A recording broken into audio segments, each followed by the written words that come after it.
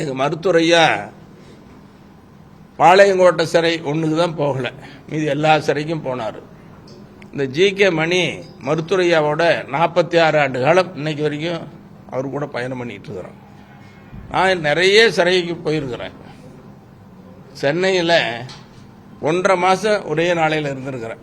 பாண்டியன் இருக்காரா, பாண்டியன் கூட இருந்தார். நிறைய பேர் எல்லாரும் என் கூட சிறைக்கு வந்தவர்கள் எல்லாத்துக்கும் தெரியும். இப்படி சிறை கொடுமைகளை அனுபவித்து வளர்த்த பாட்டாளி மக்கள் கட்சி சோதனைன்னா எங்கள் மருத்துவரையாவால் எப்படி தாங்கிக்க முடியும்?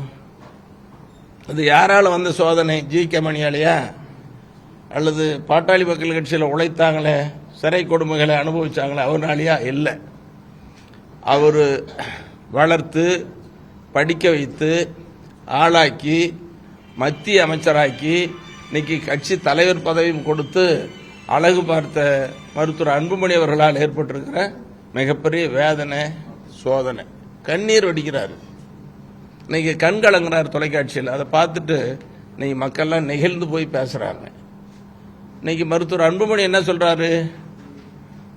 எங்க அப்பா குழந்தை மனசாயிட்டாரு, மனநிலை பாதிக்கப்பட்டாரு, அவர் கூட இருக்கிறவங்களாம் கெடுக்கிறாங்க, துரோகம் பண்றாங்கன்னு சொல்றாங்க. ரொம்ப அநாகரிகமா. என்னை பொறுத்தவரைக்கும் சொல்லுவேன், ஜி.கே. மணி உங்களுக்கும் தெரியும், நாட்டுக்கும் தெரியும். நல்லா மனசாட்சியோட நடக்கும். ராமகிருஷ்ண ஆசிரமத்தில் வளர்ந்தவன், பொது வாழ்க்கைக்கு வந்தவன்.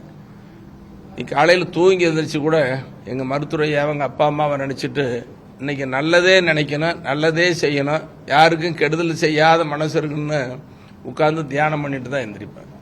இப்படி என்ன பார்த்து, எங்கள் கட்சியை பார்த்து, எங்கள் கட்சியில் இருக்கிற உழைச்சவங்கெல்லாம் பார்த்து, மருத்துவரையா கூட இருக்கிறவங்கெல்லாம் பார்த்து சொல்கிறாரு, அவர் துரோகி, ஜி.கே. மணி தான் என்னையும் எங்கள் அப்பாவையும் பிரிச்சுட்டாரு அப்படின்னு சொல்கிறாரு. இதெல்லாம் எவ்வளோ பெரிய வேதனையாக இருக்கும். ரொம்ப வருத்தப்படுறேன், வேதனைப்பட்டு சொல்கிறேன். மருத்துவர் அன்புமணி எந்த வகையிலையும் நான் குறை சொல்லக்கூடாதுன்னு நினச்சவன். யார் யாரோ பேசுவாங்க, எப்படி பேசுனா கூட நான் குறை சொல்லவே இல்லை. இப்போ சில நாட்களுக்கு முன்னால் அவர் என் மீது வைத்த குற்றச்சாட்டுக்கு பல பேர் என்கிட்ட பேசிட்டாங்க. உனக்கு மானம் இல்லையா, ரோஸ் இல்லையா, இப்படி பேசுறாரு, வாயை மூடிட்டு பேசாத இருக்கிறாரு, பேசாமல் இருக்கிறியான்னு சொல்றாங்க. அதுக்காக தான் சில தன்னிலை விளக்கத்தை உங்கள் மூலமா தமிழ்நாட்டு மக்களுக்கு சொல்லணும்னு விரும்புகிறேன். என்னுடைய ஆசை. அவர் சொல்ற செய்தி வெளியில் போகுது. நான் மருத்துவர் அன்புமணிக்கு எந்த வகையிலையும் கெடுதல் செய்யலை, துரோகம் செய்யலை, மனசால கூட நினைக்கல.